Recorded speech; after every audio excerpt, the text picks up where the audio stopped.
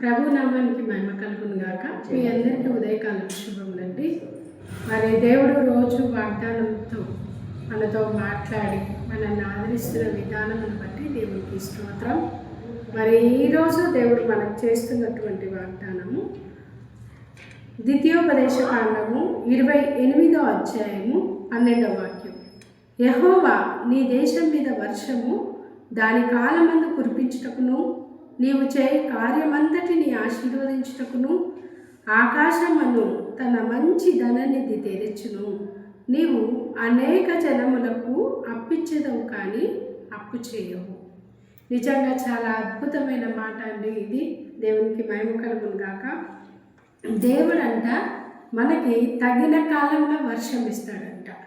ఎందుకు అనంటే వర్షం ఇచ్చినప్పుడే కదా పంటలు పండేటిది.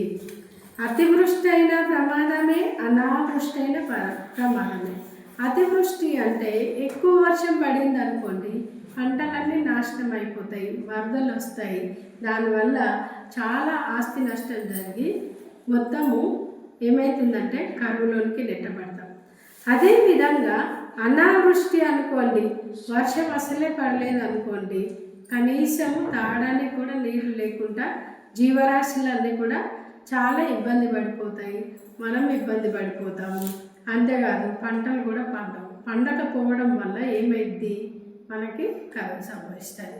ఈ రెండు రకాలుగా కరువు సంభవిస్తుంది. అందుకే దేవుడు అంటున్నాడు ఇక్కడ, ఆయనంట తగిన కాలమందు వర్షం ఇస్తాడంట.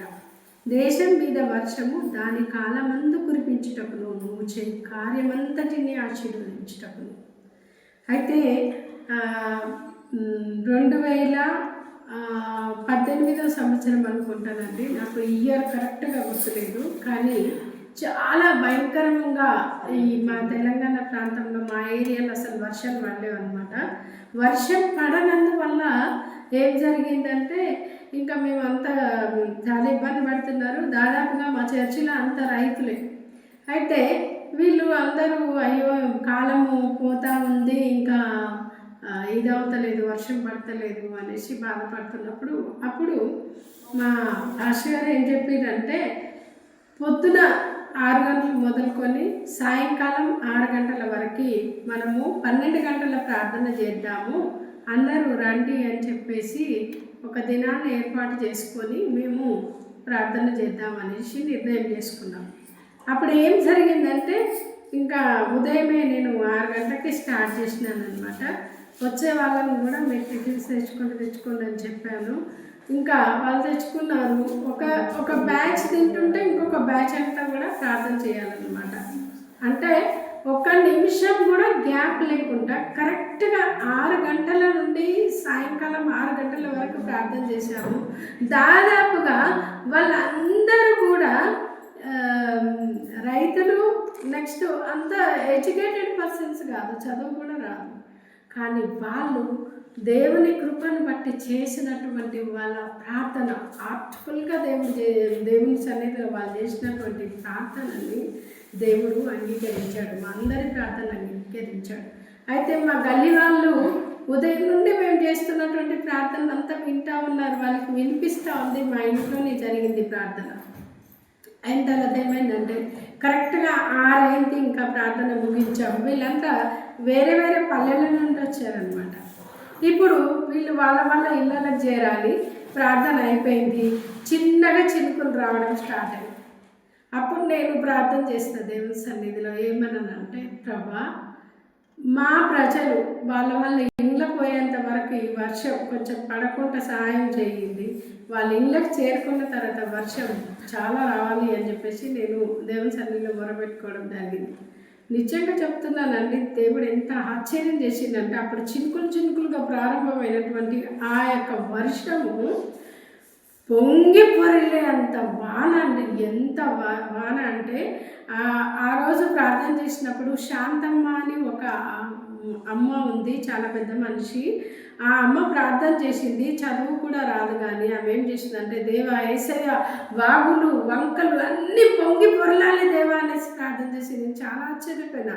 ఆమె ప్రార్థన నిజంగా దేవుడు ఆలకించి ఎంత అద్భుతం అంటే, ఇక్కడ మాకు దగ్గరలో ఒక వాగు ఉంటుంది, అది అసలు పొంగదంట. కానీ అలాంటిది ఆ ప్రార్థన విన్న తర్వాత ఆ రోజు వర్షం స్టార్ట్ అయిందంటే దాదాపుగా ఒక 2-2.5 నెలలు కూడా వర్షం కంటిన్యూ చాలా పడిందండి. వర్షం కావలసినంత వర్షం పడిందండి.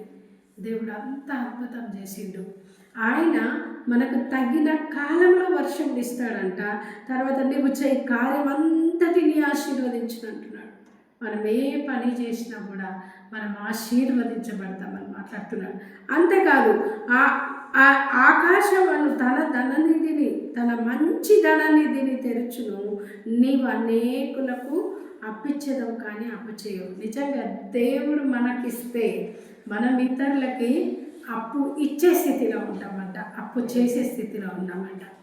మరి నేడు మనం అప్పు ఇంకా చేస్తూ అనేకుల దగ్గర చేయి జాపే పరిస్థితి ఎందుకు ఉంది అని అంటే దేవుని వాక్యం స్పష్టంగా సెలవిస్తుంది. 28వ అధ్యాయము ద్వితీయోపదేశకాండము 1వ వచనం, నీవు నీ దేవుడైన యెహోవా మాట శ్రద్ధగా విని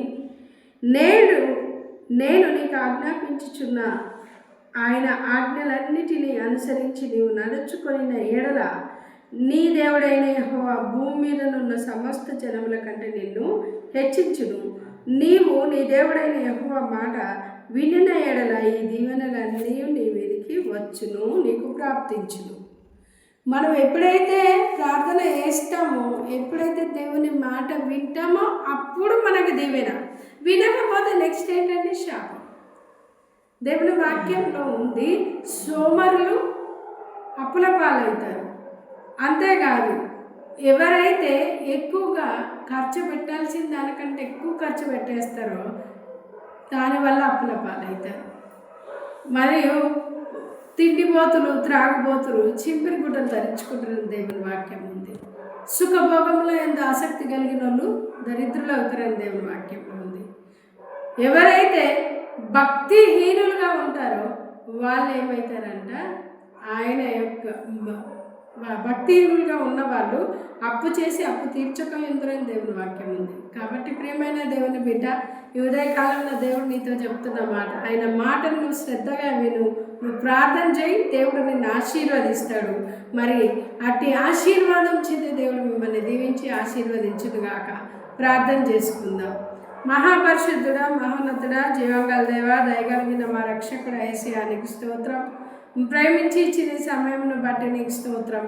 ఈ యొక్క ఉదయకాలం మొదటి గడియల్లో నిన్ను ప్రార్థన చేయడానికి, వాక్యాన్ని ప్రభా షూట్ చేయడానికి మీరు ఇచ్చిన అవకాశంను బట్టి నీకు స్తోత్రంలయ్యా. ముఖ్యంగా ఎంతమంది బిడ్డలైతే ఈ వాక్యంను వింటున్నారో ప్రభా, వారి జీవితంలో ఏ విధమైన అప్పులు లేకుండా యేసు నామములో తొలగిపోవును గాక. ఆకాశం నుండి యొక్క మంచి ధననిధిలో నుండి ప్రభా మాకు నాయన కావలసినటువంటి ఈవులను ఇస్తానని చెప్పిన దేవుడు ప్రభా, అట్టి కృప చేత మమ్మల్ని ఆశీర్వదించండి నాయన. ఎంతమంది బిడ్డలైతే ఈ వాక్యంను చూస్తున్నారో, ఈ ప్రార్థనలో ఏకీభవిస్తున్నారో వారి జీవితంలో యేసు నామములో ధనము కలుగును గాక, వారికి ఐశ్వర్యము కలుగును గాక, అయ్యా అప్పులన్నీ తొలగిపోవును గాక. నాయన నీకు స్తోత్రం. నేను నమ్ముతున్నాను యేసయ్య నీ వాక్యాన్ని ప్రభా. అవును నాయన మీకు స్తోత్రం. ఈ సంవత్సరం నాకు చేసిన వాగ్దానం కూడా ఇదే నాయన. అవును ప్రభా, అనేకులకు మేము అప్పిచ్చేవారుగా మమ్మల్ని ఆశీర్వదిస్తానన్నాం తండ్రి, నీకు స్తోత్రం. అట్టి కృప చేత మమ్మల్ని అందరినీ దీవించండి, మా వ్యూవర్స్ని దీవించండి, ముఖ్యంగా నా తండ్రి మా సబ్స్క్రైబర్స్ని దీవించండి నాయన నీకు స్తోత్రం. ప్రతి ఒక్కరిని కూడా నీ కృపతో దీవించి నాయన నా తండ్రి అప్పులన్నిట్లో నుండి విడుదల దయచేసి అయ్యా మరొకనొక రోజున ప్రభా మేము మంచి సాక్ష్యం ఇంట్లోకి కృప చూపమని యేసు నామమున అడిగి వేడుకుంటున్నాను తండ్రి. ఆమేన్.